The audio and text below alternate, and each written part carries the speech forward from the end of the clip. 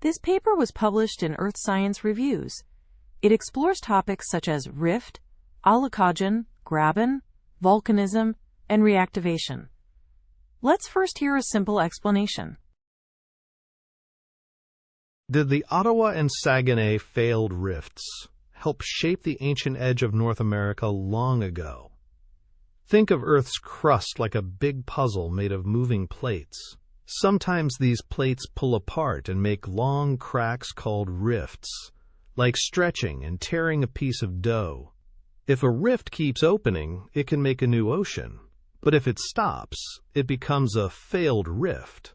Scientists call this an aulacogen, like a crack that didn't split the whole cookie.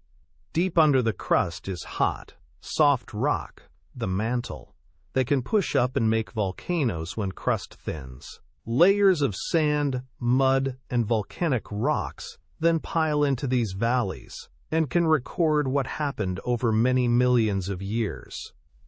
The Ottawa and Saguenay valleys are two failed rifts that formed 620 to 570 million years ago as branches of a larger rift system. The Ottawa graben had much more volcanic activity, showing it was a main part of that rift. Later stretching and plate movements opened nearby seas and caused more volcanic eruptions and intrusions as hot mantle rose under the thin crust.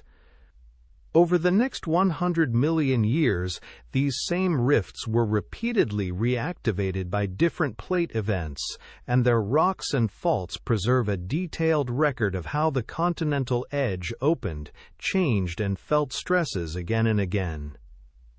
These valleys are like nature's history books that show how continents break apart and how old cracks can control future movement, like a fault line reusing the same tear in dough. Understanding them helps scientists learn where sediments, minerals, or energy resources collected, and why earthquakes and mountain building happen in certain places.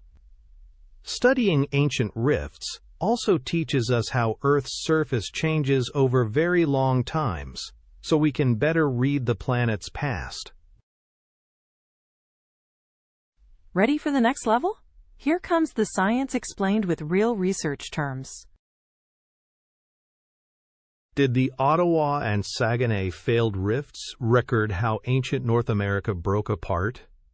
Think of the Earth's crust like stretched taffy. When continents pull apart, the crust thins and cracks to form rifts, like stretching taffy until it starts to tear. An aulacogen is a failed rift, a crack that started to open but then stopped, leaving a buried valley, a graben. The Wilson cycle is the life story of oceans and continents: rifting, ocean opening, subduction, and collision. Laurentia is the ancient core of North America, and the Iapetus was an old ocean that existed before today's Atlantic. Magmatism means molten rock rising and making volcanoes or intrusions, and reactivation means old faults get moved again by later plate motions. The Ottawa and Saguenay grabens are Neoproterozoic Ordovician aulacogens that formed as branches of a larger St. Lawrence rift system around 620 to 570 million years ago during breakup between Laurentia and Baltica. The Ottawa graben shows much more volcanic activity, so it acted like the main axial part of the rift, while Saguenay was more off to the side. Later hyperextension opened the tectonic seaway and turned these features into margin-normal rifts. The Ottawa mouth saw alkaline flood basalts from mantle upwelling.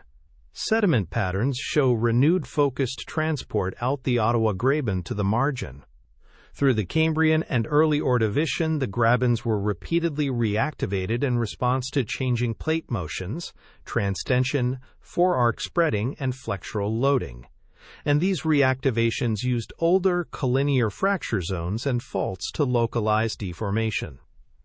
These failed rifts act like buried scars that record a whole cycle of continental breakup and later plate events, so they teach us how breakup starts, how older structures control later deformation, and where magma or sediments concentrate. That helps geologists find mineral deposits, understand past environments, and map earthquake-prone zones. In short, studying these aulacogens is like reading a layered diary of Earth's tectonic past that explains how continents and oceans form and change. That's it for today's paper. Thanks for tuning in. See you next time.